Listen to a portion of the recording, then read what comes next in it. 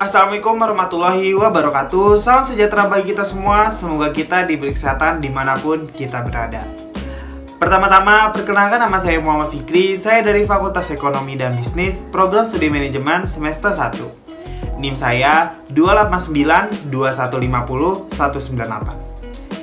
Sebagai syarat penilaian ujian akhir semester, saya akan mempresentasikan tentang materi organisasi gagasan dari mata kuliah Bahasa Indonesia dengan dosen pengampu Ibu Iis Dewi Herawati. Gagasan.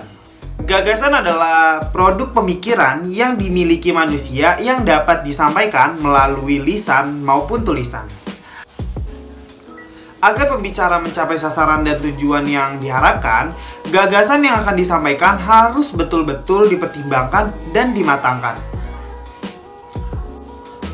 Objek utama dalam kegiatan berbicara adalah menyampaikan gagasan. Gagasan yang disampaikan merupakan hasil pengetahuan, pengalaman, atau pengamatan pembicara harus didukung oleh data atau fakta yang dapat dipertanggungjawabkan kebenarannya. Ada beberapa tahapan dalam menyusun organisasi gagasan, yaitu yang pertama, mencatat gagasan, yang kedua, mengatur urutan gagasan, yang ketiga, memeriksa kembali urutan gagasan, yang keempat, membuat kerangka yang terperinci dan lengkap, dan yang terakhir, mengembangkan organisasi gagasan. Seperti pada slide berikut ini, saya mengambil contoh tentang bahaya kecanduan bermain gadget. Kerangkanya terdapat yang pertama yaitu pembuka, kemudian mengapa gadget berbahaya, ketiga zat atau material apa yang menyebabkan gadget bisa berbahaya, yang keempat penyakit apa saja yang disebabkan akibat kecanduan bermain gadget, yang kelima bagaimana cara berhenti kecanduan bermain gadget, dan yang terakhir penutup. Kemudian kita lihat bagaimana pengembangan dalam teks. Assalamualaikum warahmatullahi wabarakatuh. Selamat pagi, salam sejahtera bagi kita semua.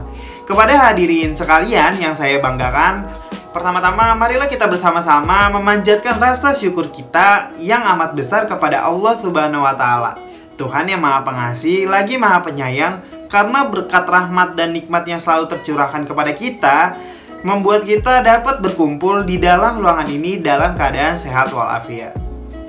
Selanjutnya, marilah kita senantiasa menyampaikan salawat beserta salam kepada junjungan besar kita, Nabi Muhammad SAW, yang telah mengantarkan kita ke dalam agama Islam, agama yang telah diberkati oleh Allah Subhanahu wa Ta'ala. Semoga kita dapat dipersatukan oleh beliau di dalam surga kelak. Amin, amin ya robbal alamin. Pada kesempatan yang baik ini, saya akan menyampaikan sebuah pidato tentang bahaya bermain gadget secara berlebihan secara terus-menerus, agar kita semua terhindar dari hal-hal yang tidak diinginkan. Hadirin sekalian, seperti yang kita tahu bahwa zaman sekarang sangatlah berbeda dengan zaman dulu, di mana zaman dulu sangatlah sulit untuk mendapatkan atau memberi kabar dari atau untuk orang terdekat kita. Zaman dulu untuk memberi kabar bisa dengan mengirim surat, tetapi estimasi waktunya lama karena bisa berhari-hari untuk sampai kepada penerima. Berbeda dengan zaman sekarang, dalam hitungan detik pun pesan bisa langsung diterima oleh penerima karena teknologi zaman sekarang yang sudah maju. Hadirin sekalian, barang yang harus ada dimanapun kita berada yaitu smartphone atau gadget yang pasti sedang dipegang oleh para hadirin sekalian. Gadget atau dalam bahasa Indonesianya ialah gawai adalah salah satu kemajuan dari teknologi yang terdapat banyak kali dampak positif maupun dampak negatif. Dampak positifnya yaitu memudahkan kita dalam memperoleh ilmu pengetahuan, informasi, mempermudah dalam berbagai aspek, dan lain-lain. Tetapi di sini kita akan membahas dampak negatif dari gadget. Dari anak kecil hingga orang dewasa zaman sekarang bisa bermain gadget hingga lebih dari 5 jam dalam satu hari. Padahal anak kecil harus mendapat pengawasan dari orang tua, yaitu main gadget hanya diperbolehkan 2 jam dalam sehari. Bahkan jika ada orang yang sudah sangat kecanduan bermain gadget, bisa bermain gadget hingga 12 jam dalam sehari. Hadirin sekalian, Sudahkah kalian tahu mengapa gadget bisa berbahaya jika digunakan dalam waktu yang lama dalam sehari?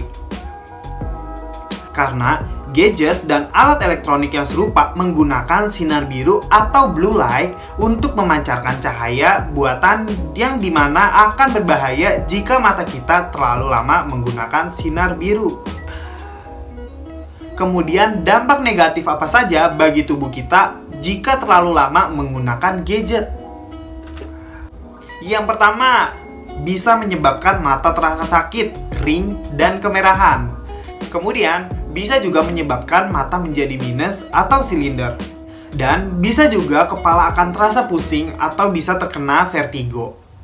Hadirin sekalian, selain bisa mengganggu kesehatan fisik, gadget ini juga bisa mengganggu kesehatan mental, yaitu seperti meningkatkan depresi, gangguan kecemasan, sulit fokus, kepribadian bipolar, psikosis, dan lain-lain. Hadirin sekalian, bagaimana cara berhenti kecanduan bermain gadget? Memang sulit untuk dijalani jika memang sudah sangat kecanduan, tetapi akan mudah pula untuk melakukannya jika dibarengi dengan niat yang sungguh-sungguh. Hadirin sekalian, ada pun beberapa cara untuk berhenti kecanduan bermain gadget, yaitu yang pertama, memperbanyak sosialisasi dengan teman atau orang terdekat. Yang kedua, mematikan gadget 30 menit sebelum tidur. Yang ketiga, menghapus beberapa aplikasi yang membuat Anda kecanduan. Yang keempat, memberikan batasan waktu untuk menggunakan gadget. Yang kelima, gadget diganti dengan lebih sering membaca buku. Yang keenam, menyimpan gadget di dalam tas saat sedang berpergian. Dan yang ketujuh, mengetahui dampak dari kecanduan gadget. Oleh karena itu, janganlah terlalu lama menggunakan gadget dalam sehari. Tetap menggunakan gadget seperlunya saja agar tidak menjadi bumerang bagi diri kita. Baiklah hadirin sekalian, cukup sampai sini saja informasi yang bisa saya sampaikan kali ini. Apabila ada kesalahan dalam penyampaian saya, mohon maaf sebesar-besarnya dan terima kasih atas perhatiannya. Saya akhiri, wabillahi taufiq wal hidayah. Wassalamualaikum warahmatullahi wabarakatuh. Nah, seperti itulah contoh dari pengembangan teks struktur organisasi. Itu saja yang bisa saya sampaikan. Apabila saya masih banyak kesalahan dalam penyampaian, mohon dibukakan pintu maaf sebesar-besarnya. Saya akhiri, wassalamualaikum warahmatullahi wabarakatuh.